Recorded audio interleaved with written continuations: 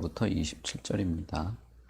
출애굽기 21장 12절부터 27절 제가 봉독하겠습니다.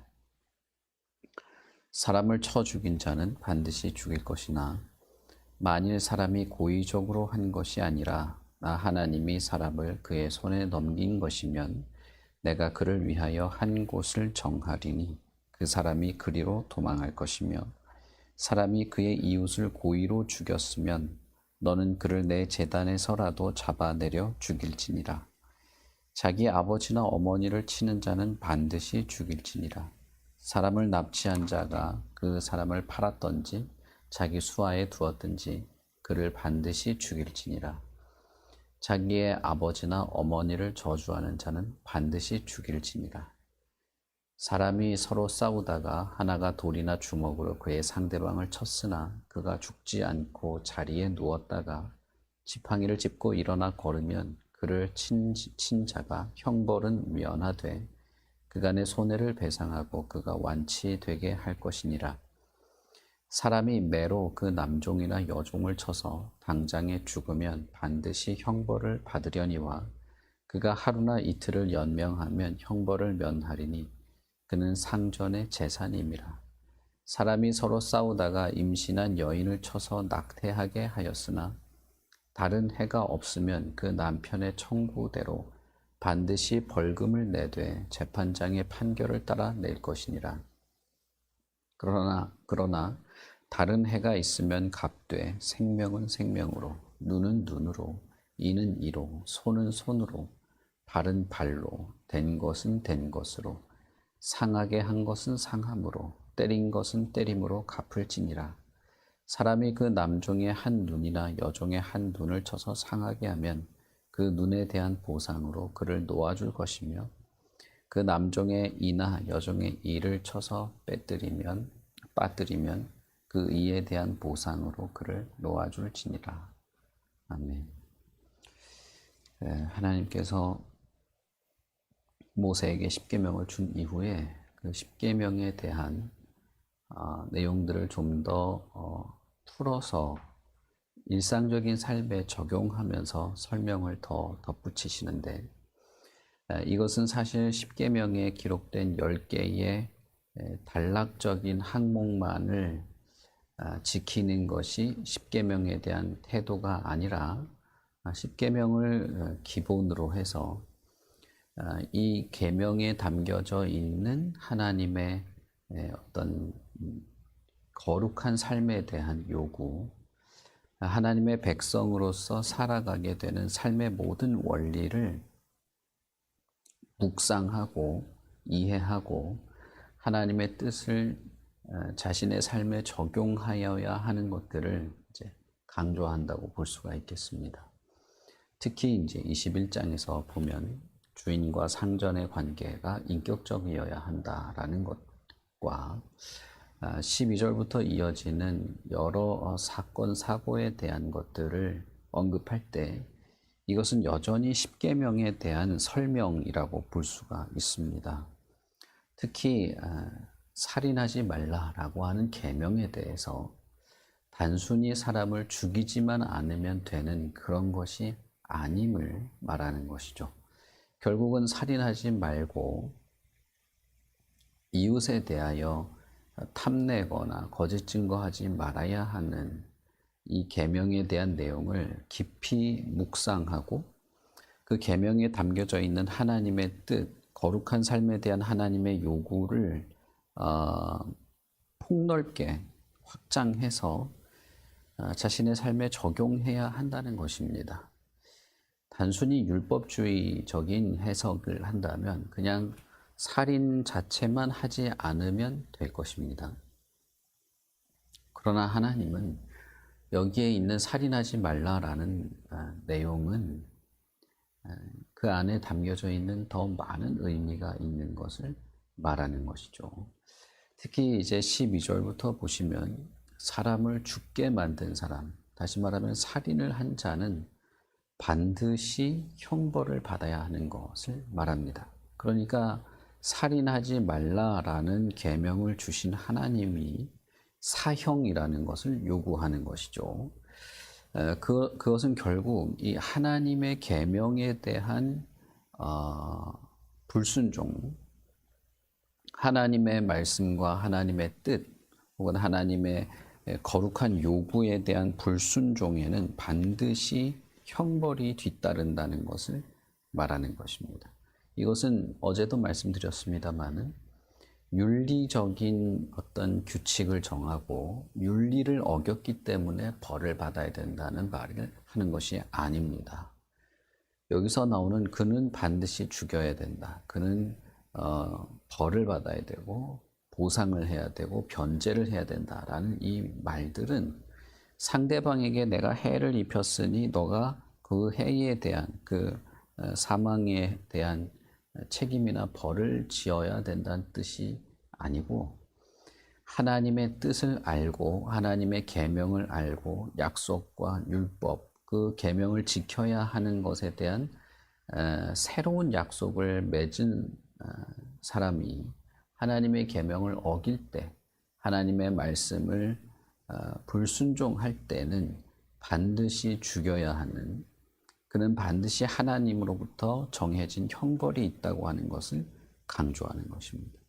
그러니까 여기서 말하는 사람을 쳐 죽인 자, 이웃을 고의로 죽인 자, 사람을 납치한 자, 임산부를 상해한 자, 그 종이나 종의 눈이나 이를 상하게 한 자 등등, 여기서 나오는 항목들은 어떤 사례와 케이스를 들어서 그런 사례에 적용할 수 있는 어떤 법률을 제정한다기보다는 결국은 살인하지 말라라고 하는 말에 담겨져 있는 그 더 넓고 풍성한 의미, 이 계명을 묵상하고 고민해 볼 때 그 계명에 담긴 하나님의 뜻이 어떤 것인지를 좀 더 자세히 말하는 것이다 라고 할 수 있겠죠. 그래서 12절에 있는 사람을 쳐서 죽인 자는 반드시 죽여야 된다. 그가 불가피하게 어떤 사건이 일어나서 그렇게 됐을 때는 피할 장소를 주고 그 장소에만 머물도록 할 수는 있겠지만, 고의로 죽였을 때는 하나님의 제단에 있다 할지라도 끌어내서라도 죽여야 된다라고 할 때에 이 강력한 하나님의 요구는 살인하지 말라라고 하는 계명이 어떤 것인가를 말하고 있는 것입니다. 단순히 사람만 죽이지 않는 걸로 끝나는 게 아니라는 것이죠.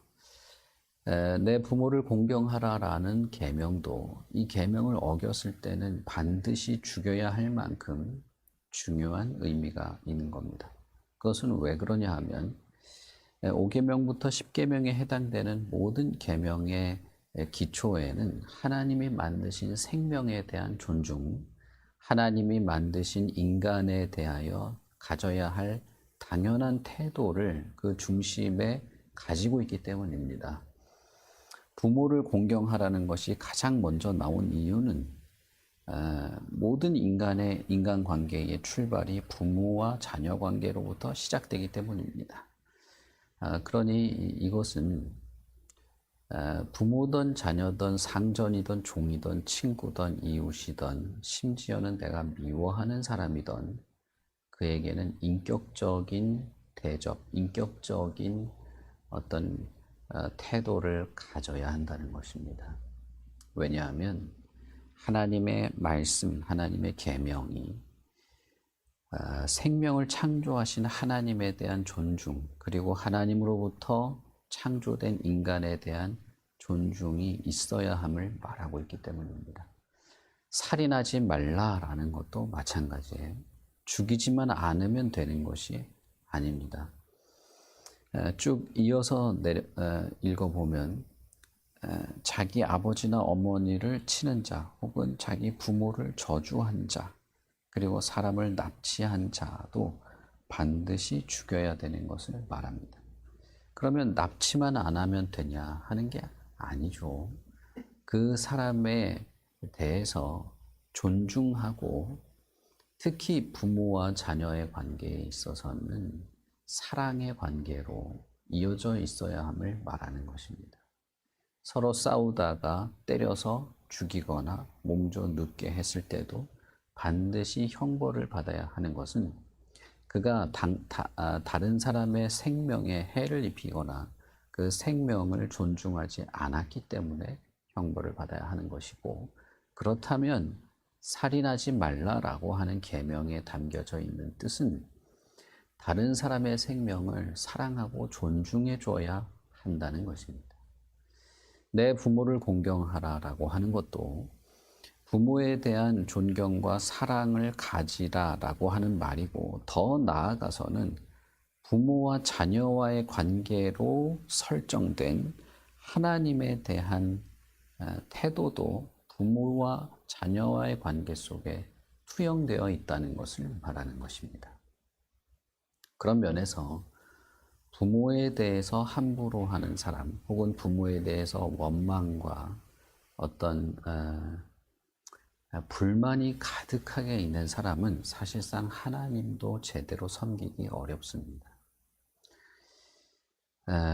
어제 말씀드렸던 것처럼 종과 상전의 관계에서도 상전이 종을 착취하는 그런 일을 한다던가, 종이 주인의 눈을 속여가며 일을 한다던가, 눈에 보일 때는 일하는 척하고 아니면 안 하고, 혹은 주인의 재산을 함부로 하는 그런 일을 하게 된다는 것은 결국 하나님에 대해서도 그렇게 한다는 것입니다. 특별히 에베소서에서 하나님은 종과 상전의 관계에서 상전에 대해서도 너가 상전이긴 하지만 너도 누군가의 종이다. 너 하늘에는 너의 상전이 있지 않느냐라고 말하면서 결국 이런 인간관계가 하나님을 대한 태도에 반영된다는 것을 말한 것이죠. 남편과 아내의 관계도 마찬가지입니다. 아내가 남편을 업신여기거나 남편의 머리를 쥐고 흔드는 그런 태도를 가진다면 그는 하나님에 대해서도 비슷한 행동, 비슷한 심상을 가질 가능성이 많습니다. 아내에 대해서도 마찬가지예요. 아내에 대해서 원망과 불평, 불만, 무조건적으로 남편에게 순종하기를 바라는 그런 태도, 가족을 신경 쓰지 않고 자기가 원하는 대로 그냥 무작정 달려가는 그런 무책임한 가장의 태도는 결국 하나님에 대해서도 그런 무책임한 하나님, 나를 돌보지 않는 하나님, 나와 상관없는 하나님, 내 인생을 신경 쓰지 않는 하나님처럼 여기는 태도가 반드시 그 안에 들어가 있기 마련입니다. 대부분 가족을 신경 쓰지 않는 가장들은 실제로 믿음이라는 것이 왜곡되어 있거나 거의 믿음이라는 것이 남아있지 않았습니다. 제가 경험한 바로는 거의 그랬습니다. 교회에는 열심히 나오고 뭐 하는 일에 대해서는 열심을 보일지 몰라도 하나님의 말씀을 읽고 그 말씀에 순종하거나 겸손히 엎드리거나 하나님의 뜻을 분별해서 자신의 인생의 방향을 정하려 하거나 하는 일들을 거의 하지 않았어요. 그리고 그런 태도를 그대로 가족에게도 투영해서 무책임하게 저질러버리는 그런 사람, 혹은 가족에 대해서 원망과 불평, 특별히 자기 아내에 대해서 가장의 모습을 보이지 않는 그런 것들을 저는 정말 자주 봤습니다. 그런 것들이 모두 투영되어 있다는 것입니다. 여기 이 12절에서부터 이어지는 내용도 거의 비슷한 거예요. 그러니 이런 자들은 결국 하나님의 말씀과 계명, 하나님의 뜻에 어긋나서 그것을 자신의 삶에서 드러내고 있는 이런 자들은 하나님의 형벌을 벗어날 길이 없을 것입니다. 하나님은 반드시 그를 죽이라고 명령하심으로써 방금 십계명을 모세에게 주고 나서 그 십계명인 하나님의 계명을 업신여기는 자의 태도는 결국 이렇게 드러나게 될 것이므로 하나님의 계명에 불순종하는 자들은 결코 하나님께 허용될 수 없음을 강조하고 있는 것입니다. 특히 예수님은 출애굽기에 있는 이 내용을 인용하면서 제자들에게 이 계명에 대해서 설명하셨습니다. 눈은 눈으로, 이는 이로, 손은 손으로, 발은 발로, 된 것은 된 것으로, 상하게 한 것은 상하게 한 것으로, 때린 것은 때림으로 라는 말은 상대방에게 손해를 입힌 만큼 똑같이 배상을 해야 된다. 상대방에게 상해를 입힌 만큼 똑같이 너도 당해야 된다 하는 보복의 원리가 아닙니다. 그러나 이것은 고대 사회를 완전히 지배하고 있던 원리이기도 했습니다. 그래서 실제로 이 계명 혹은 이 고대 사회에 통용되던 이 보복의 원리는 실제로 작동하는 거였어요. 그래서 상대방의 눈을 상하게 했으면 그 사람의 눈도 상하게 했습니다. 이를 상하게 했으면 이를 상하게 했고, 한쪽 팔을 못 쓰게 만들었으면 그도 불구로 만드는 일을 실제로 했습니다.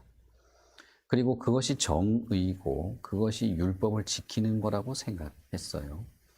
그러나 예수님은 그게 진짜 사람을 죽이지 말아라, 눈을 때리면 너도 눈을 때려라, 이런 말이 아님을 강조하십니다.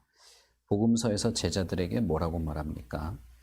주님께서 제자들에게 모세가 너희들에게 말하기를 눈은 눈으로, 이는 이로라고 말했지만, 그러나 그 계명은 그 뜻이 아니고 서로 사랑하라라는 뜻이다 라고 말합니다. 예수님은 여기에 대해서 인용을 하면서 제자들에게 너희가 눈은 눈으로, 이는 이로라는 말을 들었으나 나는 너에게 다시 말하는데, 이것을 다시 고쳐서 말하는데 너희는 서로 사랑하라 라고 말하면서 예수님께서 사랑을 하는 것이야말로 율법의 완성, 하나님의 계명의 완성이다라고 말하셨죠. 그러니까 여기서 말하는 전체 내용, 출애굽기에서 말하고 있는 이 내용은 살인하지 말라라는 계명, 내 부모를 공경하라 하는 이 내용이 단순히 사람을 죽이지만 않으면 끝나는 그런 내용이 아니라 서로 사랑하라, 상대방의 생명을 지켜줘라, 상대방의 인격을 존중하고 생명의 창조자이신 하나님께 순종하라라는 뜻이 되는 것입니다. 하나님의 이 계명, 이 10개의 계명은 사실상 훨씬 더 많은 내용을 담고 있고 훨씬 더 우리의 삶에 어떤 상황과 순간에라도 적용하고 지켜야 하는 내용입니다. 예수님은 그것을 제자들에게 말씀하시면서 이 계명이, 하나님의 그 계명이 사실은 서로 사랑하라라는 내용이다라고 바르게 해석해서 말씀하십니다. 그러면 예수님의 그 말씀을 토대로 이 출애굽기 21장의 이 내용을 다시 보게 되면 전혀 다르게 해석이 되는 것이죠. 누군가를 미워할 상황이라도 서로 사랑하라고 하는 하나님의 계명에 입각해서 그를 대해 주어야 한다는 것입니다. 그에게 손해를 입히거나 상해를 입힐 상황에서 반대로 그를 도와주고 그의 생명을 북돋아주는 그런 일을 하는 것이어야 한다는 것입니다. 사람을 돈을 주고 사오는 것이 아니라 그에게 삶을 이어가도록 지켜주어야 하는 것이고, 누군가에게 내가 고의로 상처를 입힌 것이 아닌 어쩔 수 없이 혹은 사고로 무슨 사고가 일어나게 되었다면 그의 생명이 손해를 입지 않도록 책임져 주어야 한다는 것을 말하는 것이죠. 전체 내용은 결국은 하나님의 사랑을 받은 자로서 그 하나님의 사랑을 발휘하고 서로 사랑하고 하나님께 충성하고 순종하는 태도로 살아가야 함을 말하는 것입니다. 십계명의 전체 주제이기도 하고 그 항목에 담겨져 있는 각각의 내용 중에 하나이기도 한 것이죠. 하나님은 이 내용들을 이렇게 여러 상황에 빗대어서 풀어서 설명한 것입니다. 왜냐하면 실제로 이런 삶이 그들 앞에 펼쳐져 있기 때문입니다. 납치를 당하거나 임산부가 공격을 받아서 죽거나 아이를 유산하게 되거나 서로 싸워서 상대방의 몸에 불구를 평생 고칠 수 없는 상해를 입히거나 하는 일들, 그런 일들이 실제로 이스라엘 앞에 이제 시작될 것이기 때문에 말씀하신 것이죠. 실제로 이스라엘은 가나안에 들어가게 되면 다른 가나안의 족속들과도 싸우지만 결국은 자기들끼리 싸우고 자기들끼리 노예를 삼고 자기들끼리 이 서로 간의 문제를 일으키고 하는 그런 일들에 빠지게 됩니다. 하나님의 말씀과 계명이 없다면 그들은 하나님의 백성다운 삶을 살아갈 가능성이 전혀 없었을 것입니다. 가나안과 전혀 차별이 없이 구별이 없이 똑같이 살아가게 되었을 것입니다. 그것은 우리들에게도 마찬가지죠. 하나님의 말씀이 없었다면 하나님의 말씀과 그 계명에 담긴 하나님의 본뜻, 하나님을 사랑하고 이웃을 사랑하며 살아가는 것이 하나님의 백성이라는 하나님의 강력한 요구가 없었다면 우리도 나 같은 사람도 전혀 다를 바가 없는 것입니다. 살인 강도와 다를 바 없는 심성을 가지고 살아가게 되었을 겁니다. 결국 우리의 삶이라고 하는 것은 내 자신의 삶의 목표라든지 인생의 어떤 방향이라고 하는 것은 하나님이 없으면 안 되는, 우리는 방황할 수밖에 없는 그런 사람이고, 그런 것을 생각해 볼 때 우리가 하루하루 살아가는 모든 삶의 시간들, 내가 여러 상황 속에서 당면하게 되는 여러 일들 가운데 하나님이 나와 함께 동행하시고 하나님의 말씀을 염두에 두고 정의를 지키고 악의 편에 서지 않고 다수의 사람들이 이것이 옳다라고 하는 상황 속에서도 바르고 온전한 것을 해나가는 일들을 우리는 결국 하나님과 함께 하는 것입니다. 하나님의 말씀을 기억하고 그 마음에 품어서 하게 되는 것입니다. 우리가 아직 읽지 않았습니다만 출애굽기 이 뒷부분에 보시면 하나님께서 모세에게 거짓과 부정을 일삼는 자들이 다수라 할지라도 너는 그 다수에 속해서는 안 된다. 정의의 편에 서야 되고 의로운 것을 포기해서는 안 된다라는 말씀을 하십니다.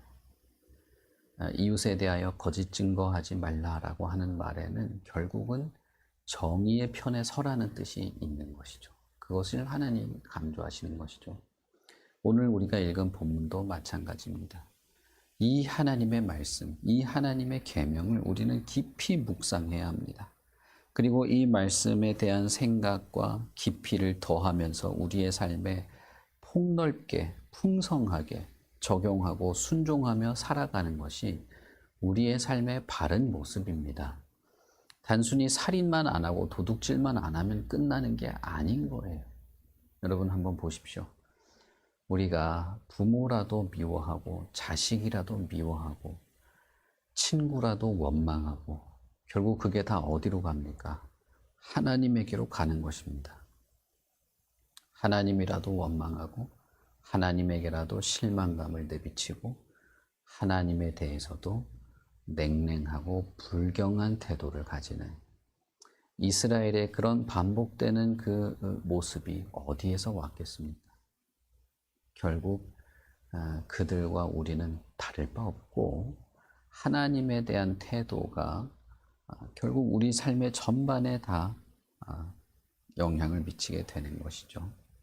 그럼 여러분, 예수님의 말씀이 이 모든 것을 종합한 것입니다. 너희가 눈에는 눈, 이에는 이라는 말을 들었으나 나는 너희에게 말하는데 서로 사랑하라 라는 것입니다.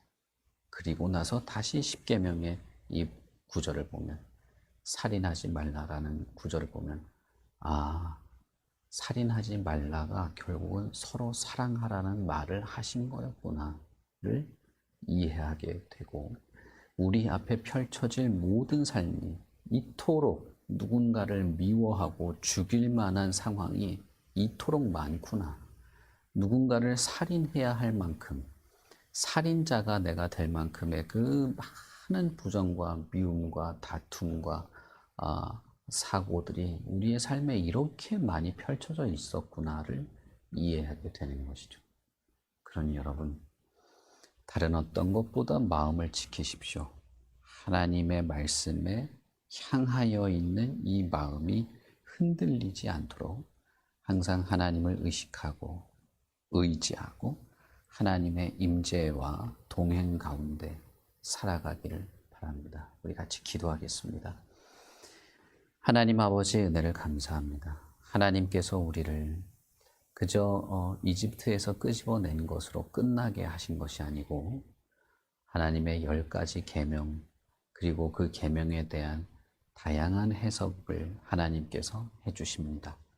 그저 몇 가지 해석으로 끝나는 것이 아니라 이 하나님의 계명이 우리가 정말 깊이 묵상하고 그 풍성한 의미들을 우리의 삶에 적용해야 할 하나님의 뜻인 줄 이제 우리가 이해합니다.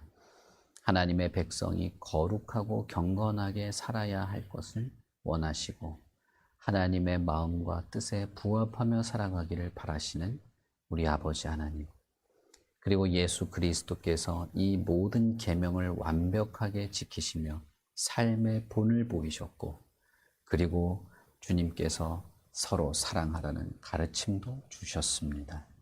하나님이여, 우리가 정말 하나님의 뜻에 따라 살아가기를 바랍니다. 왜냐하면 우리의 삶이 너무나 척박하기 때문입니다. 우리의 삶이 너무나 많은 사건과 사고와 함정과 미움의 그 벌판에 던져진 것처럼 그렇게 우리 앞에 펼쳐져 있기 때문입니다. 하나님이여, 우리와 동행하시옵소서. 우리의 마음에 주의 말씀이 잊혀지지 않도록 우리에게 깨달음을 주시옵소서. 무엇보다도 오 아버지여, 우리가 하나님의 말씀을 아는 것으로, 그 하나님의 말씀을 그저 머릿속에 기억하고 있는 것으로 다 안다고 생각하는 것이 아니고 이 말씀을 묵상하고 기억하고 깊이 상고하고 내 자신을 돌아보고 점검하며 그 말씀의 깊이에 우리의 삶에 적용하고 순종하고 실천하며 하나님의 은혜로운 손길들을 의지하며 살아가는 우리의 삶이 되게 하시옵소서. 무엇보다도 아버지여, 이 세계가 정말 악하고 왜곡되어 있고 거짓을 행하며 많은 사람들이 악을 당연한 것처럼 행합니다. 우리가 그런 것에 동조하거나 휩쓸려 떠내려가거나 어쩔 수 없는 것처럼 운명처럼 받아들이며 살아가는 것이 아니라 하나님의 백성답게 하나님의 자녀요, 하나님의 거룩한 교회요, 제사장 나라요, 하나님의 거룩한 교회로 살아가게 하시옵소서. 감사합니다. 예수님 이름으로 기도합니다. 아멘. 하늘에 계신 우리 아버지여, 이름이 거룩히 여김을 받으시오. 나라의 임하옵시며 뜻이 하늘에서 이룬 것 같이 땅에서도 이루어지이다.